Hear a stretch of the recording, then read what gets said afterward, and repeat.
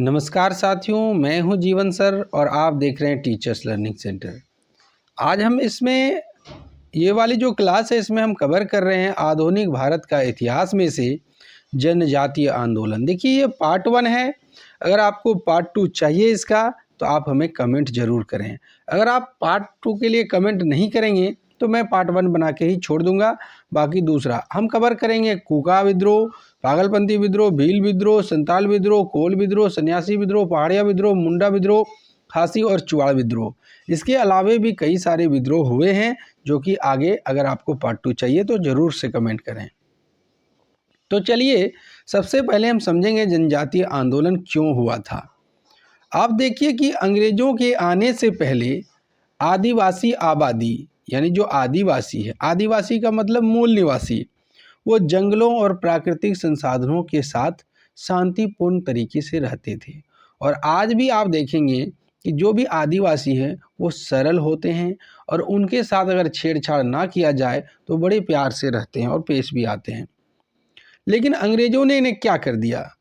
England में हो रही थी औद्योगिक क्रांति और उसका उन्होंने समर्थन किया कि हमारे जितने भी उपनिवेशिक देश है वहाँ पर भी औद्योगिक क्रांति होनी चाहिए। ये सोच थी अंग्रेजों की। किसकी सोच थी? अंग्रेजों की थी। तो अंग्रेजों ने जंगलों से कच्चा माल प्राप्त करने के लिए कुछ शोषणकारी नीतियां बनानी शुरू कर दी।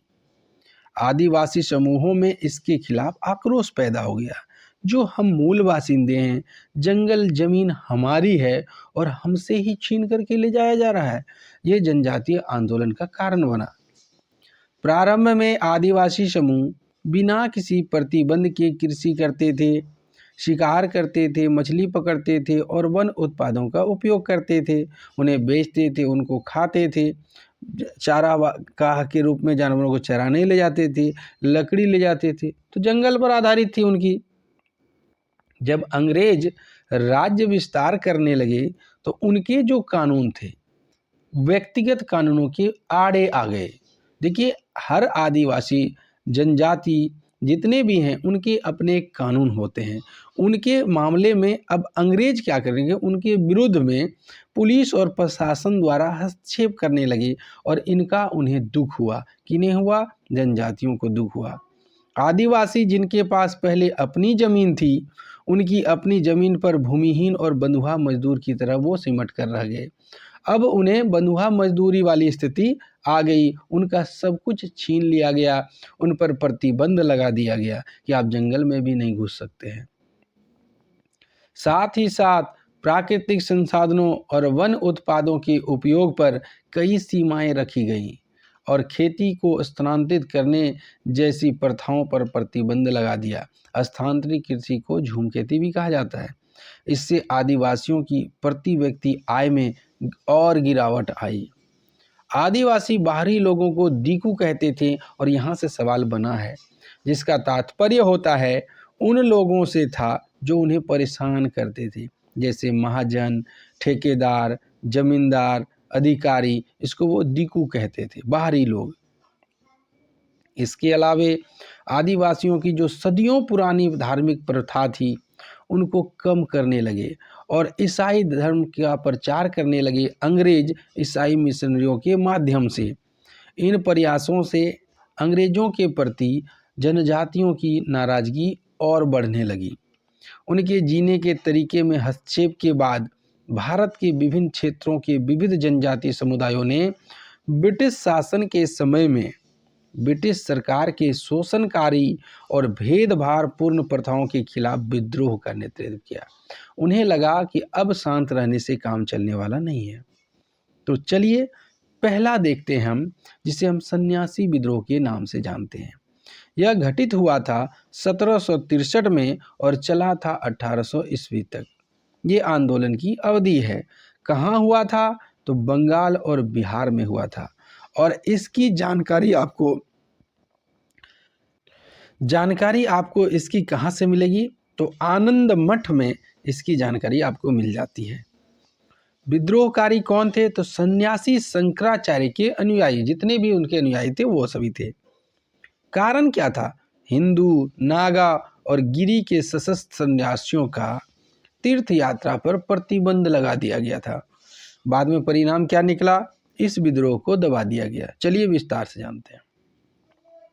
18वीं सदी के अंतिम वर्षों में अंग्रेजी शासन के विरुद्ध तत्कालीन भारत के कुछ भागों में जैसे बिहार और बंगाल में उग्र आंदोलन किए गए थे, जिसे इतिहास में सन्यासी विद्रोह कहा जाता है। यह आंदोलन अधिकांशतः उस समय ब्रिटिश भारत के बंगाल और बिहार प्रांत में हुआ था। बंकिम चंद्र चटर्जी द्वारा लिखित 1882 में उसने लिखा था आनंद मठ, उसमें सन्यासी विद्रोह का उल्लेख मिलता है। हमने अभी कहा था आपको। इसका प्रमुख कारण था हिंदू, नागा और गिरी के सशस्त्र सन्यासियों का तीर्थ यात्रा पर प्रतिबंध लगाना, यानी अंग्रेज ने इन पर प्रतिबंध लगा दिया था।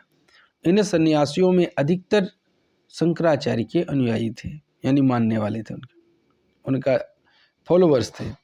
सन्यासी विद्रोह को खत्म करने के लिए बंगाल के गवर्नर जनरल वारेन हेस्टिंग ने कई कठोर कदम उठाए और अंग्रेजों द्वारा 1820 ईस्वी तक सन्यासी विद्रोह का दमन कर दिया गया। अगला विद्रोह है पहाड़िया विद्रोह। अंग्रेजी हुकूमत के खिलाफ भारत की आज़ादी के आंदोलन में तिलका मांझी, और यहाँ से सवाल बने हैं, तिलका मांझी का वास्तविक नाम है जतरा पहाड़िया। मैं यहाँ लिख देता हूँ, तिलका मांझी का वास्तविक नाम है जतरा पहाड़िया, जतरा पहाड़िया। क्या नाम है? जतरा पहाड़िया। ये भी आप याद रखेंगे। तो तिलका मांझी को मैन विद्रोही का दर्जा प्राप्त है, जिन्होंने ईस्ट इंडिया कंपनी के खिलाफ बिहार, बंगाल और उड़ीसा में राजस्व वसूली और जमीन पर कब्जे के खिलाफ पहाड़िया आदिवासियों के आंदोलन को नेतृत्व प्रदान किया था। किसने? तिलका मांझी ने। पूरा नाम, वास्तविक नाम क्या था? तो जतरा पहाड़िया था। तिलका मांझी ने 1780 से 85 के दौरान ब्रिटिश हुकूमत के ऊपर लगातार हमले किए। साल के पेड़ की छाल में गांठ बांधकर गांव-गांव आदिवासियों को एकजुट होने का निमंत्रण भेजा, और झारखंड का राष्ट्रीय वृक्ष भी साल है। तिलका मांझी ने भागलपुर के प्रथम कलेक्टर अगस्टस क्लीवलैंड को 1784 में तीर एवं धनुष से जख्मी कर दिया था, जिससे उसकी मृत्यु हो गई। इसी के जुर्म में गिरफ्तार कर 1785 में भागलपुर के तिलका मांझी चौक पर बरगद के पेड़ पर लटकाकर सरेआम फांसी दे दी गई थी। चुवाड़ विद्रोह 1769 से 1805 तक। अंग्रेज अधिकारी जंगल महाल के भूमिजों को चुवार या चौआड़ कहते थे, इसलिए इनके विद्रोह को चुवाड़ विद्रोह कहा गया।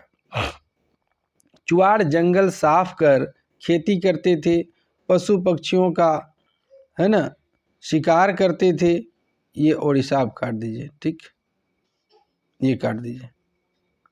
पशु पक्षियों का शिकार करते थे और जंगल में पैदा होने वाली वस्तुओं को बेचकर गुजारा करते थे। यह विद्रोह मुख्यतः बंगाल के बांकुड़ा क्षेत्र में शुरू हुआ था।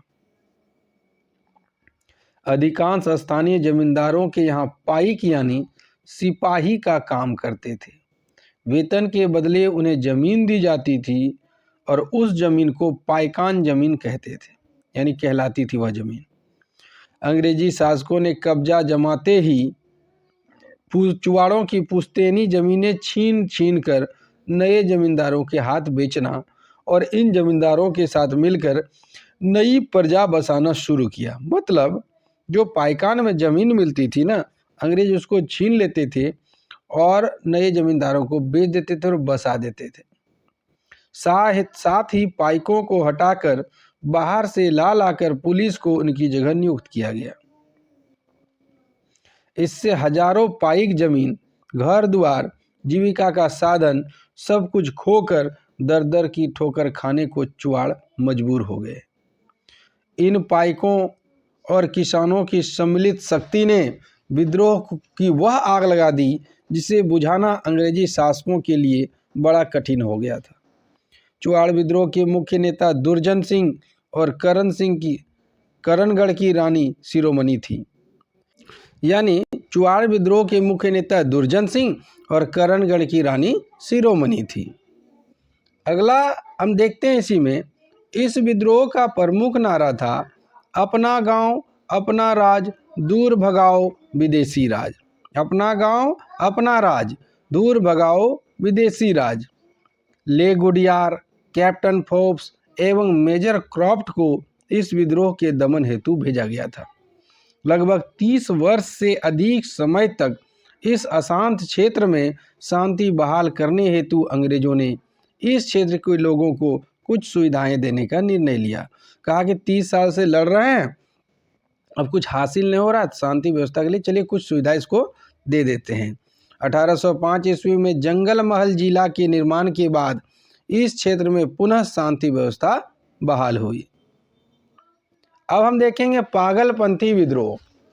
तो पागलपंथी विद्रोह की शुरुआत की थी करम शाह व तीतू मीर ने। जमींदारों के अत्याचार के खिलाफ टीपू ने जमींदारों के विरुद्ध यह आंदोलन शुरू किया था। इसमें देखिए मेन लीडर थे करम शाह व तीतू मीर। पागलपंथी एक प्रकार का अर्ध धार्मिक संप्रदाय था। यह संप्रदाय उत्तरी बंगाल में करम शाह के द्वारा चलाया गया था। अब देखते हैं चरमपंथी विद्रोह 2001 ईस्वी। 11 सितंबर 2001 को मंगलवार का दिन था। दुनिया का सबसे खतरनाक चरमपंथी हमला इसी दिन हुआ था। और किसने किया था? अल-कायदा के चीफ ओसामा बिन लादेन ने। चरमपंथियों ने 2 अमेरिकी यात्री विमानों को न्यूयॉर्क स्थित वर्ल्ड ट्रेड टावर की 2 गगनचुंबी इमारतों से टकरावाया था। आतंक संगठन अल-कायदा ने अमेरिका पर सबसे बड़े हमले को अंजाम दिया था। डॉक्यूमेंट्री में कहा गया है कि लादेन अपना परिवार टूटने से दुखी था और इसके लिए वह अमेरिका को जिम्मेदार मानता था। अब देखेंगे भील विद्रोह 1818 ईस्वी। जनजाति द्वारा उठाया गया पहला ब्रिटिश आंदोलन था। जनजाति का शांतिपूर्ण जीवन का एक लंबा इतिहास रहा। हमने शुरू में ही कहा था ये बड़े शांत होते हैं, लेकिन ब्रिटिश प्रशासन द्वारा किए गए परिवर्तनों और सामंती व्यवस्था ने उन्हें सरकार के खिलाफ उग्र बना दिया था। वर्ष 1818 ईस्वी में सभी भील आदिवासी राज्यों ने एक संधि पर हस्ताक्षर करने के लिए ब्रिटिश प्रशासन से हाथ मिलाया।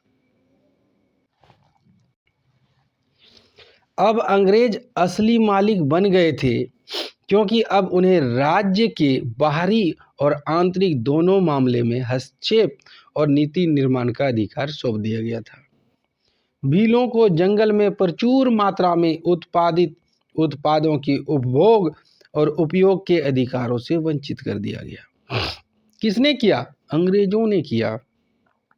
इससे जनजाति की अंग्रेजों के खिलाफ नाराजगी बढ़ती चली गई, क्योंकि उसने विभिन्न बुनियादी सुविधाओं से वंचित किया जा रहा था। किन्हें? जो भील समुदाय के लोग थे उन्हें। ब्रिटिश सरकार ने असंतोष को दबाने के लिए, विद्रोह को कुचलने के लिए सेना भेज डाली।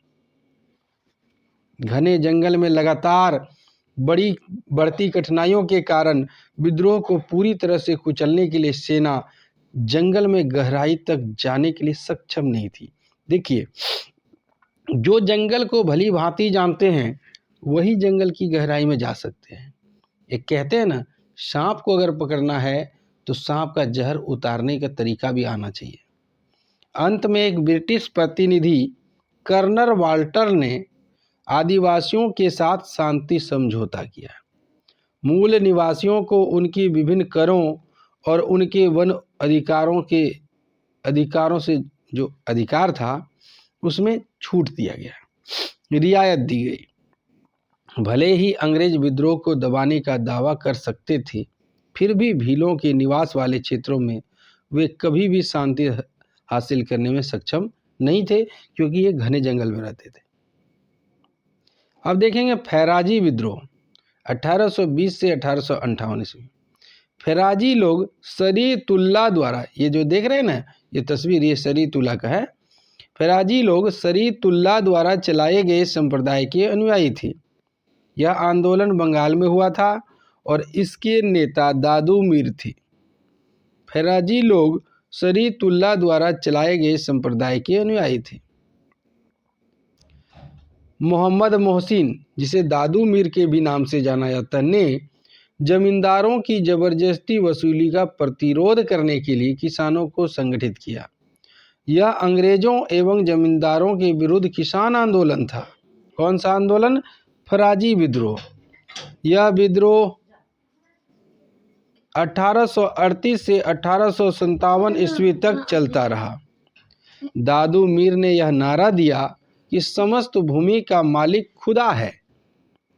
कालांतर में इस संप्रदाय के अनेक समर्थक बहावी आंदोलन में सम्मिलित हो गए। अगला है कोल विद्रोह, और कोल विद्रोह से बहुत सवाल पूछते हैं। 1831 से 1832 तक चला था।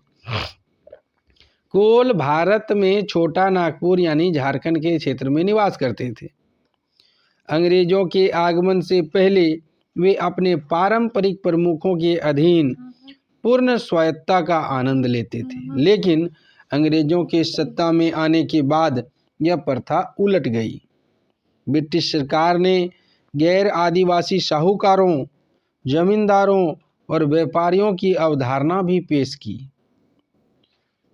इस वजह से कोल अपनी पारंपरिक जमीन बाहरी लोगों या साहूकारों के हाथों बेचने या ब्याज के रूप में देने को मजबूर हो गए।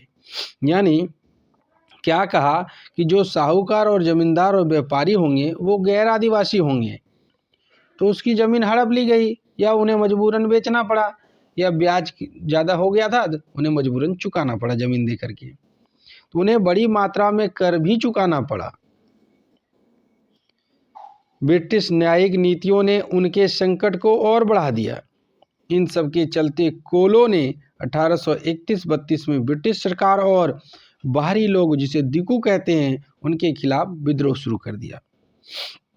इस विद्रोह का प्रमुख नेता बुधू भगत था। कौन था? बुधू भगत था। इनका प्रमुख नेता बुधू भगत था। उन्होंने कई गैर आदिवासियों को मार डाला और उनके घरों को भी जला दिया। इनका सशस्त्र विद्रोह 2 साल तक चला, जिसके बाद अंग्रेजों ने इनसे बेरहमी से दबा दिया, यानी कुचल डाला। खासी विद्रोह 1830 से 1833 ईस्वी। इस विद्रोह की शुरुआत सन 1830 ईस्वी में हुई थी।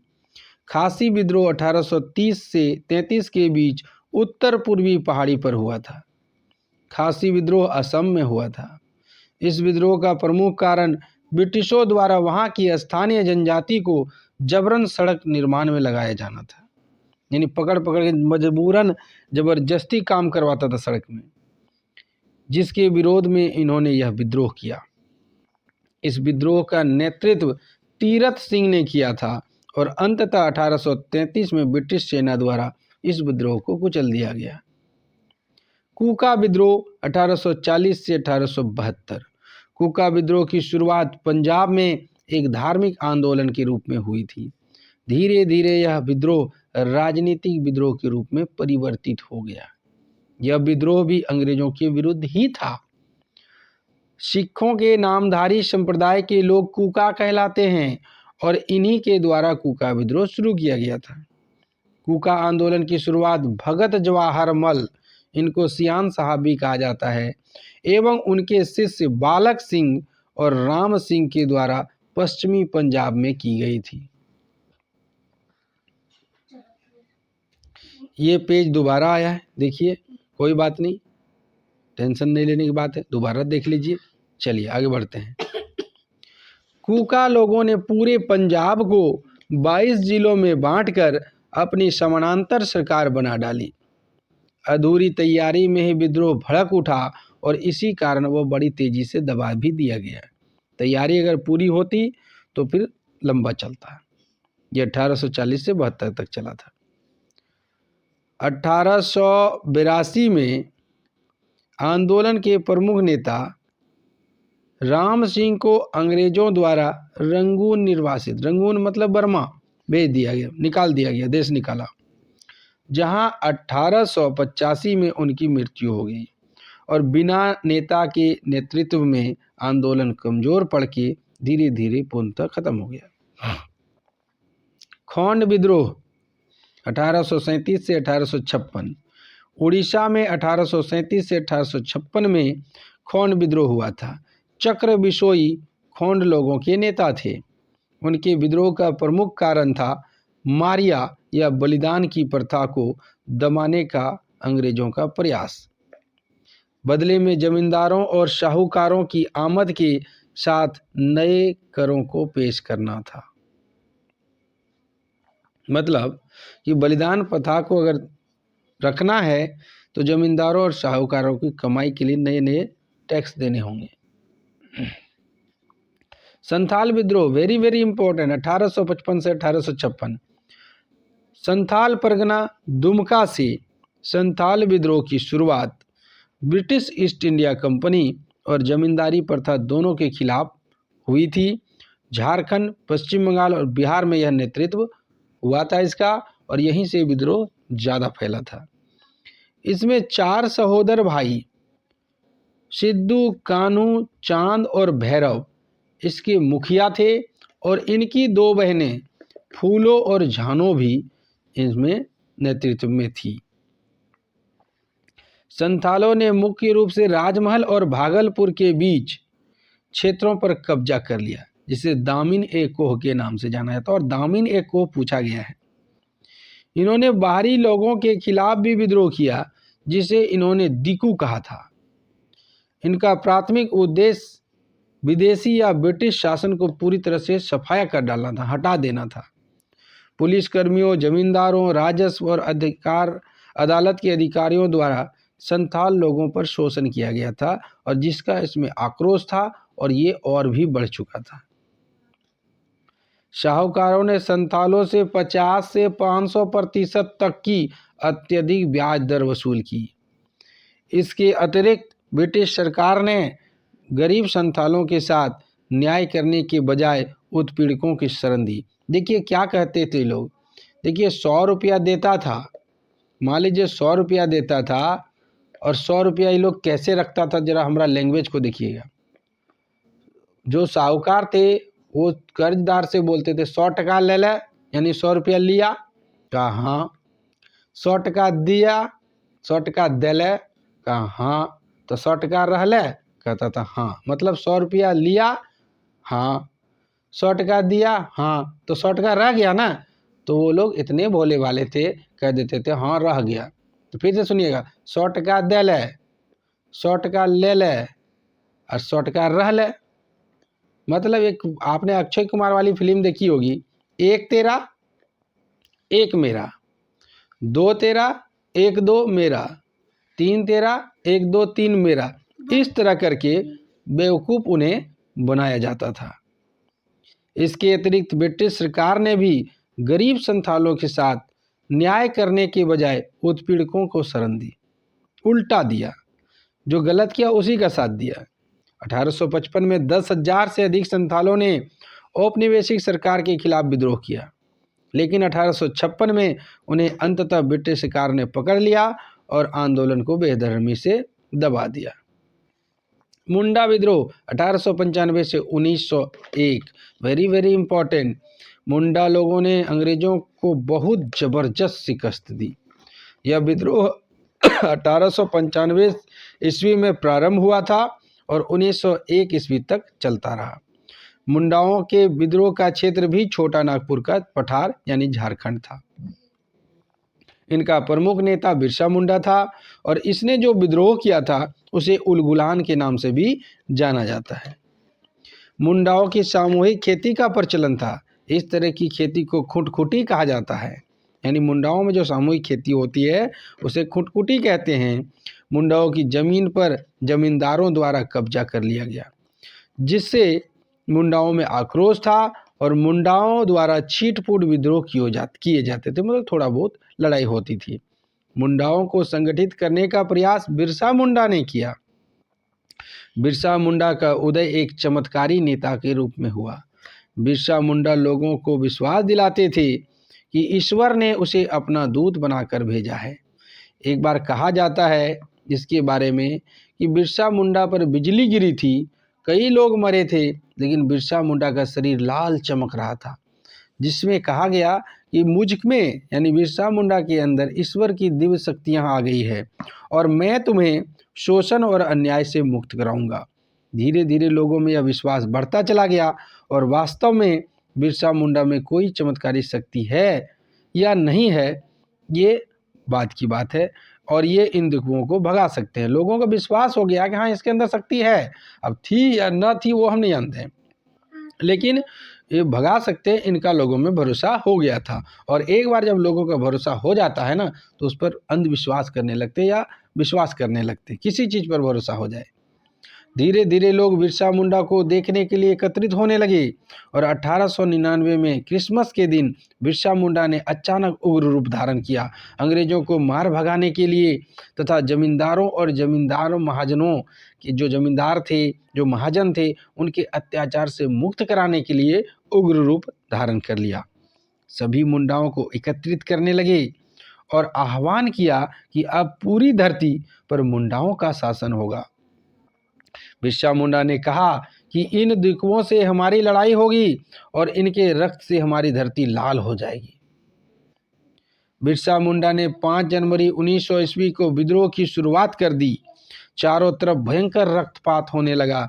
शुरू में तो अंग्रेज महाजन जमींदार मारे गए, किंतु बाद में अंग्रेजी सेना ने इसका विद्रोह का सामना किया। अंग्रेजों ने मुंडाओं के विद्रोह का दमन कर दिया। बिरसा मुंडा को पकड़ लिया और उन्हें रांची जेल में डाल दिया गया। कुछ समय बाद जेल में भी हैजा से इनकी मृत्यु हो गई। हालांकि इनमें बीमारी के कोई लक्षण नहीं दिखाई दिए, लोगों के अनुसार इन्हें जहर देकर के मारा गया था। तो देखिए कि आपने वीडियो को अंत तक देखा और कितनी सारी बातें जानी। इसी तरह की वीडियो के लिए हमारे चैनल को सब्सक्राइब कर लें, हमारी मेहनत के लिए लाइक करें। किसी प्रकार की कोई दिक्कत हो तो कमेंट करें। पार्ट 2 चाहिए या MCQ चाहिए, हमने एक और जोड़ दिया, पार्ट 2 चाहिए इसका या MCQ चाहिए। अगर MCQ चाहिए तो आप हमें ज़रूर कमेंट करें, नहीं तो मैं दूसरे टॉपिक पर वीडियो बनाऊंगा। मिलते हैं इसी तरह की वीडियो में, तब तक के लिए धन्यवाद।